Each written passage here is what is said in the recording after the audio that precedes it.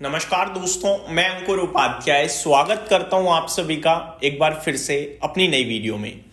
दोस्तों, कल कहां होगी एक्सपायरी? आई थिंक ये जानने में ज़्यादा लोगों का इंटरेस्ट नहीं होगा। इंटरेस्ट अगर होगा तो चांदी में होगा। तो चांदी से शुरुआत करते हैं वीडियो की, उसके बाद इक्विटी मार्केट पे आऊँगा। चांदी, जो मेरे रेगुलर व्यूअर हैं उनको पता होगा, मैंने बहुत वीडियोज़ बनाई हैं, रील बनाई है, शॉर्ट बनाए हैं कि चांदी आपकी पोर्टफोलियो का पार्ट होनी चाहिए। आज चांदी का भाव पता है क्या हो रहा है? 1,78,000, 1,78,000। और मैं आपको ये बताना चाहूंगा, स्पॉट में ये चांदी का फ्रेश लाइफ हाई है। 6,000 रुपए चांदी आज फिर से महंगा हो गया है। मतलब नेक्स्ट लेवल तेजी चल रही है भाई साहब, नेक्स्ट लेवल। 1,78,000। जो लोग गोल्ड में इन्वेस्टेड हैं वो लोग पता है कितने बुरे मार्जिन से बीट हो रहे हैं। मैं आपको बताना चाहूंगा, गोल्ड जब फ्रेश हाई लगाता हुआ दिखा था हमें 1,31,000 समथिंग का, 1,32,000 समथिंग, तब चांदी 1,72,000 का लाइफ हाई लगाया था और ये दोनों फिर नीचे चले गए थे। चांदी 1,38,000 से दोबारा 1,78,000 पहुंच गया। 30-40,000 रुपए बढ़ चुका है चांदी विद इन अ मंथ। और गोल्ड 1,18,000 से वापस 1,31,000 के आसपास पहुंचा है। ये एक नेक्स्ट लेवल आउट परफॉर्मेंस चल रही है चांदी की, और ये चीज मैंने बखूबी आप सभी के साथ टाइमली शेयर करी। मेरी इंस्टाग्राम पे आप जाके चेक करोगे तो उसमें आपको क्लियर कट दिखेगा कि रील मैंने बहुत बनाई है सिल्वर ईटीएफ पे, और मैंने वीडियोस भी यूट्यूब पे आप सभी के साथ शेयर करी है जिसमें कहा था कि आप गोल्ड सिल्वर दोनों में इन्वेस्टेड रहना है, रहो, लेकिन वेटेज सिल्वर को ज्यादा दो। कम से कम 60%, 60-40 का रेशो होना चाहिए। और सिंगल लेना है तो सिल्वर ईटीएफ लो।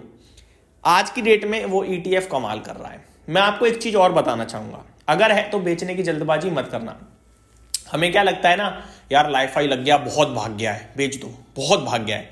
कुछ बहुत नहीं भागा। ये चांदी मेरा दिसंबर एंड जनवरी फर्स्ट वीक 1,80,000 का मैं अपने दिमाग में लेके चल रहा था। उम्मीद से पहले, समय से पहले मेरी उम्मीद पूरी हो गई है। अभी जनवरी फरवरी में मेरे को, मतलब मैं बोल नहीं रहा हूं, बट मैं आपको बताना चाहूंगा कहीं ना कहीं मुझे लग रहा है चांदी की यहां से और अच्छा करेगा। ठीक है, कुछ राउंड फिगर के लेवल्स हैं जो मेरे दिमाग में चल रहे हैं, तो प्लीज जल्दबाजी में प्रॉफिट बुकिंग ना करें। अब मैं आप सभी के साथ बात करता हूं, रीजन क्या है इसका। दोस्तों, घटता रुपया पहला रीजन है। 90 के पास पहुंच रहा है, इतना कमजोर हो गया, गवर्नमेंट को कुछ तो करना पड़ेगा। वैसे तो गोल्ड करती है गवर्नमेंट बाइंग एवरेज करने के लिए, लेकिन गोल्ड नहीं सिल्वर भी किया जा रहा है भाई साहब। इंपोर्ट हमारे देश में 5 गुना हो गया है चांदी, 5 गुना इंपोर्ट हुआ है भाई साहब। सोचो आप, डिमांड इतनी बढ़ रही है, जिसमें गोल्ड हुआ है 2 गुना इंपोर्ट। गोल्ड के इंपोर्ट में 200% का जंप है और चांदी के इंपोर्ट में 528% का जंप है। यह आपको क्लियरली डेटा दर्शा रहा है कि कितनी हैवी डिमांड है। अब आता हूं मैं इक्विटी मार्केट पे। यहां पे हम समाप्त करते हैं तेजी जो धुआंधार चल रही है उसको। इक्विटी मार्केट में दोस्तों तेजी चल ही नहीं रही है। हम बात करते हैं कि ये रीजन वो रीजन, कुछ भी हो जाए चलता ही नहीं बाजार, क्योंकि एफआईएस की सेलिंग रुकने थमने का नाम नहीं ले रही है। अब ये क्यों बेच रहे हैं, इसका रीजन मेरे को लगता है जो भारत के बाहर जो कुछ हो रहा है वो ज्यादा उन्हें अच्छा लग रहा है। इंडिया भी अच्छा है, लेकिन इंडिया से ज्यादा अच्छा कुछ और लग रहा है इन लोगों को, इसलिए भारत में पैसा नहीं आ पा रहा है, लेकिन इवेंचुअली आएगा, मैं इतना कह सकता हूं। अब आप आज का सोच के आज ही रिएक्शन, आज का सोचकर आज ही एक्शन ले रहे हो, या आज ही निकाल रहे हो, या जो भी कर रहे हो, तो शायद आप दुखी हो, लेकिन आप आज अपने कल के लिए निवेश कर रहे हो तो बहुत अच्छा कर रहे हो। भारत पे आप भरोसा रखो, मैं ये बोलूंगा आपसे। आज भी एफआईआई ने सेलिंग करी है। 1171 करोड़ की कैश मार्केट में बिकवाली थी। फ्यूचर स्टॉक्स 462 करोड़ के बेचे हैं, और फ्यूचर इंडेक्स में बाइंग है 108 करोड़ की। लेकिन अगर आप निफ्टी की पर्टिकुलरली बात करेंगे तो इन्होंने 131 करोड़ का बेचा है निफ्टी को। तो इंडेक्स निफ्टी लेवल पे तो सेलिंग ही है। हालांकि बैंक निफ्टी में 305 करोड़ की बाइंग थी। इंडेक्स ऑप्शन में 1500 करोड़ का फिगर है, जिसमें 1400 करोड़ की बाइंग निफ्टी के ऑप्शंस में हुई है। और जिस हिसाब से निफ्टी आज गया था, ऐसा लग रहा है पुट खरीद लिया।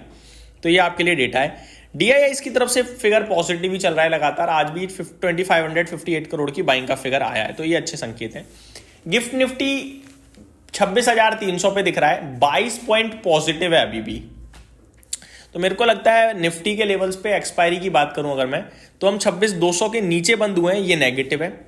जितनी जल्दी हो सके 26,200 को क्लेम करें तो ठीक रहेगा। कल के लिए मैं सिर्फ एक ही चीज बोलूंगा कि वैसे तो ट्रेड बन नहीं रहा है, ठीक है।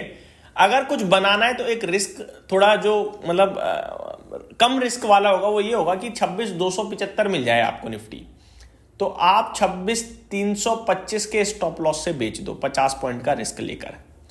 और वापस 26,200 के आसपास निफ्टी मिल सकता है आपको, यानी 70-75 पॉइंट का आपको मूव मिल सकता है। अगर नीचे हम 26,200, 150 या 100 पे आएंगे तो कोई ट्रेड नहीं बनेगा, क्योंकि मेरे को दिख रहा है ऊपर का घर पैक है और नीचे के घर खुले हुए हैं। हम 26,100 तक कहीं भी जा सकते हैं। तो ये मेरी तरफ से आपके लिए व्यू है निफ्टी के ऊपर। अब आ जाता हूं दोस्तों ग्लोबल मार्केट्स में क्या चल रहा है एक बार, फिर कुछ स्टॉक्स की भी बात करनी है।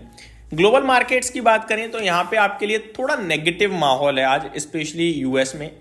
ज़्यादा नहीं है, थोड़ा ही है। डाउ 0.43% डाउन है, नेस्डेक फ्लैट टू नेगेटिव है, S&P 500 फ्लैट टू नेगेटिव है, रसल 2000 में 0.75% की गिरावट है, यानी कि 0.1% की।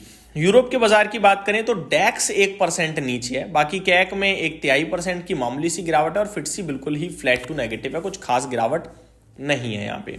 अब बात करें अगर स्टॉक स्पेसिफिक, तो ऐसी बड़ी खबर तो किसी स्टॉक के लिए नहीं है जो मैं आपके साथ डिस्कस करूं कि बड़ा एक्शन होगा। एक्चुअली में न्यूज बेस्ड मार्केट है ही नहीं है, ये केवल FIs के दम पर ही चल रही है। अगर न्यूज बेस्ड मार्केट होती ना तो शायद हम आज 200 पॉइंट प्लस होते हमारे GDP डेटा के बाद। GST कलेक्शन जो नीचे आया है वो खराब नहीं है, वो GST कट हुआ है उसका इम्पैक्ट है और कुछ नहीं, हम सभी को भी पता है, ठीक है।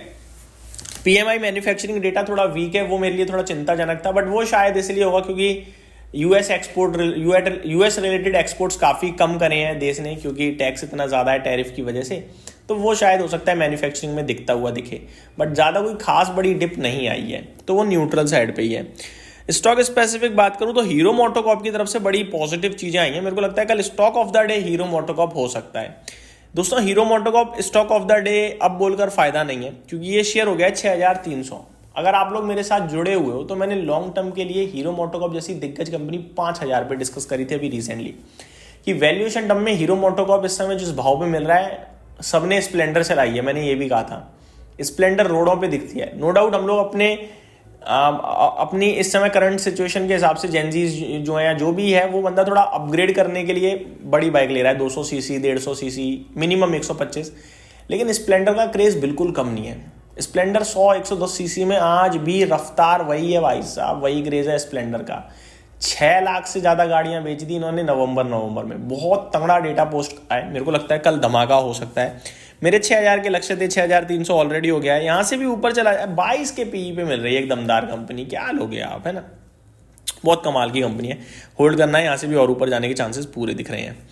और बाकी देखा जाए तो छोटी मोटी खबरें और आते हुए दिखी हैं छोटे मोटे स्टॉक्स के लिए, ज़्यादा कोई बड़ी न्यूज़ मुझे दिख नहीं रही है जो मैं आपके साथ शेयर करूँ। बस इतना ही कहूँगा इस वीडियो में। तो यहीं समाप्त करते हैं इस वीडियो को। उम्मीद करता हूँ डिटेल्स पसंद आई होंगी। Thank you so much for watching this video. Good night guys.